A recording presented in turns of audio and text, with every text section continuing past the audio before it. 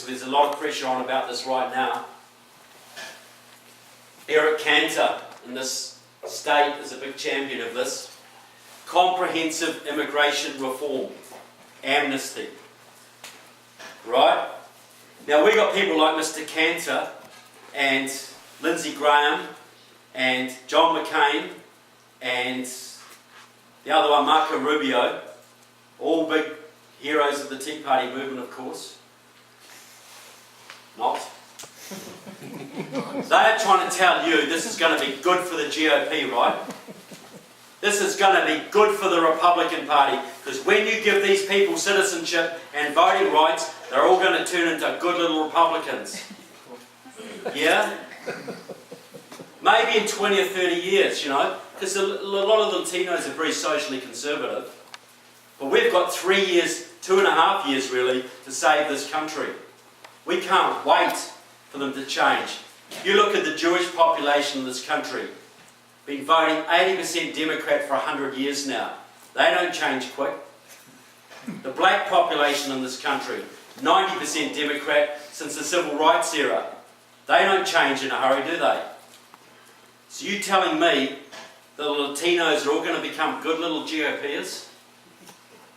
Now, the reason for what they're doing, I suspect, like Mr. Cantor and his likes, the Chamber of Commerce has spent $1.7 billion in the last 10 years promoting amnesty. And what do they want, folks? Is it hard to guess? Lots of cheap labour for their factories and farms, right?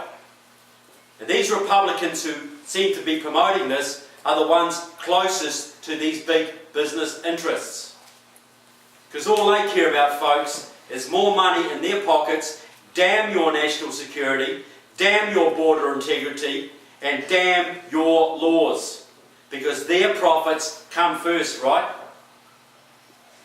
That's how it goes. But the real driver of this, and I know there's some California people here will relate to this, the real driver of this movement is the hard left. This started out in California in the 50s. It was a man called Bert Corona, a member of the Communist Party USA, also a member of the Democratic Party. He set up the Viva Kennedy clubs in the early 60s, which was the first organised effort to bring Latinos into the Democratic Party. Corona also set up a whole network in Southern California and through the American Southwest of immigrants' rights support networks. The objective was to encourage illegals across the border, get them working in the fields and the factories, get them green cards, get them legal, get them citizenship, and get them voting. It was a long-term plan. Corona was driving it.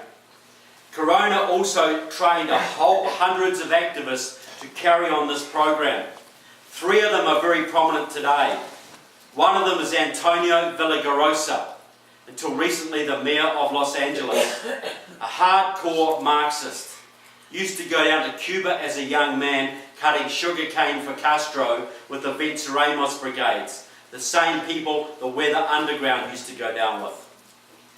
Villaraigosa turned Los Angeles into a sanctuary city. He forbade the LAPD from enforcing immigration laws, and the illegals flooded in, changed the demographics of the entire region. Another one of this little group is a man called Gil Cedillo, until recently the leader of the California State Senate. Another hardcore Marxist, very close to the Communist Party. He got the DREAM Act pushed through in California a couple of years ago, which gave a whole bunch of rights to the children of illegal immigrants. The third member of this little triad is Maria Elena Durazo, currently the leader of the California AFL-CIO. Another Marxist.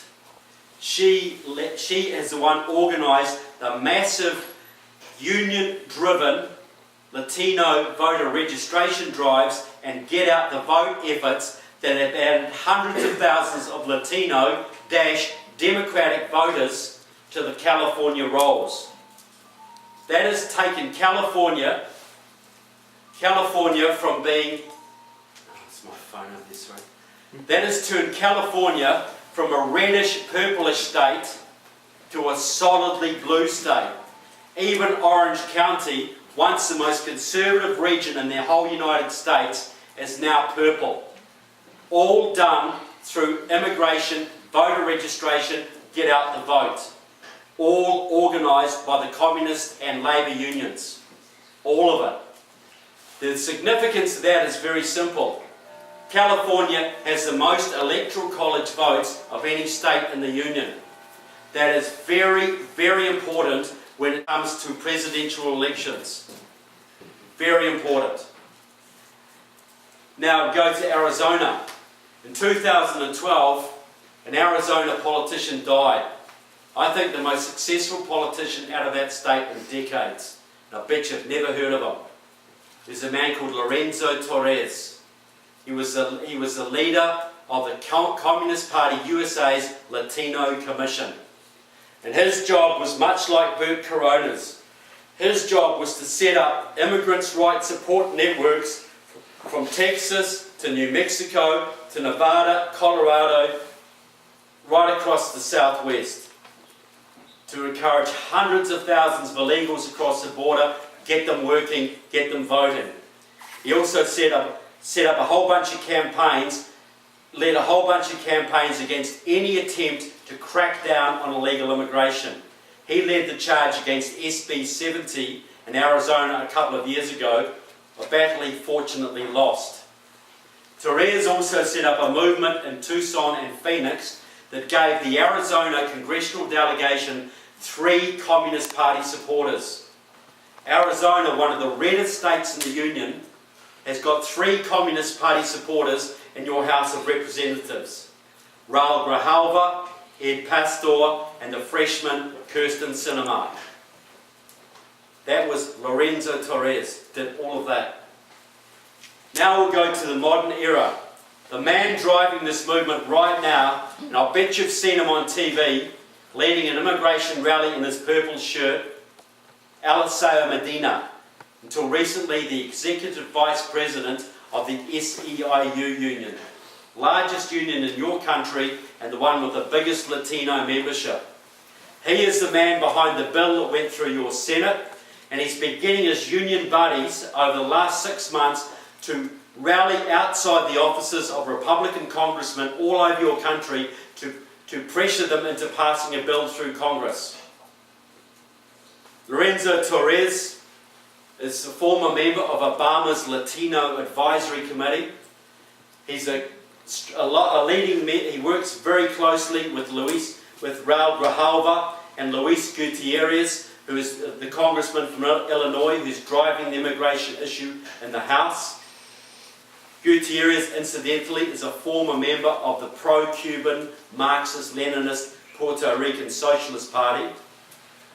Medina is also a leading member of Democratic Socialists of America, card-carrying member, and a big-time supporter of the Communist Party USA.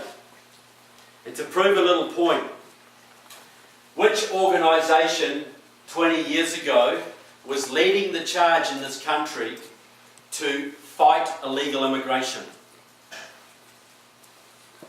Which organisation was constantly lobbying Congress to increase penalties for any employer caught employing illegal aliens? The unions, SCIO. Unions, AFL-CIO. Because they saw that illegal immigrants were unfair competition for union members. They would drive wages and conditions down. Very logical from their point of view. Now today, in 2014, which organisation is leading the charge to legalise illegal immigrants? The AFL-CIO. What's changed, folks? What changed was that coup in 1995.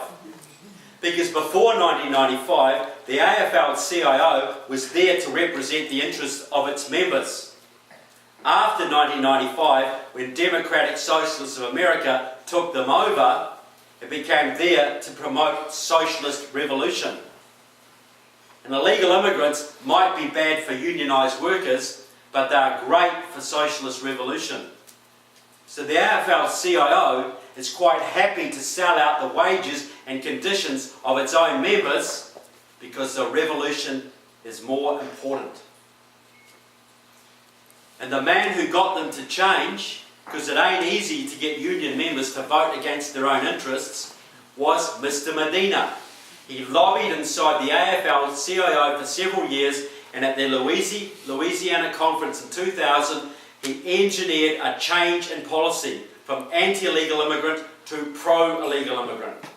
All done by Medina and his Marxist comrades. That's why the Democrats have got behind this policy, because the unions control the Democrats. Now, why do they want this, you know? What's the big deal? Why is everything riding on this? Why is Mr. Obama talking about doing this through the pen now? Aliso Medina let the, you know, some people say, yeah, they want more members, and yeah, they do. But that's not the big deal. Medina let the cat out of the bag at a big progressive conference in Washington, D.C. about 3 years ago. Got up in front of the progressives and said, our movement, the number one priority for our movement is to get an immigration bill passed through the House and the Senate to give citizenship and voting rights to our 11 million undocumented workers. And we all know it could be way more than that, folks. And he didn't talk about compassion or reuniting families or giving immigrants a break or reinvigorating the economy. All he said was this, and I've got him on tape, folks, got him on YouTube, it's in my book. He said, in 2008, Latinos voted 70% for Obama and progressive candidates. If we stand by these people and get them citizenship and voting rights, they will stand with our movement. This will give us at least 8 million more Democratic Party votes. That will give us a governing majority, not just for the next few election cycles, but for the foreseeable future. In other words, a Democratic Party, one-party state. Because think about it, folks, 8 million more votes. What was the margin in the last election? 2 million? 4 million? Whatever. 8 million more Democratic Party votes. Texas goes blue. The Southwest goes blue. You take the Electoral College votes from Texas, your second most populous state, and add them to those of California, it becomes mathematically impossible for the Republicans to ever win another election. Ever. And you have Eric Cantor standing up and telling you this is good for the GOP. He is betraying not just his own party, but the country. And he needs to be removed as soon as possible, whether they understand it or not. This isn't about humanity, this is about numbers. That's all these people count for these socialists. They are numbers, cogs, just agents of change. That's all they are. Nothing humane about this.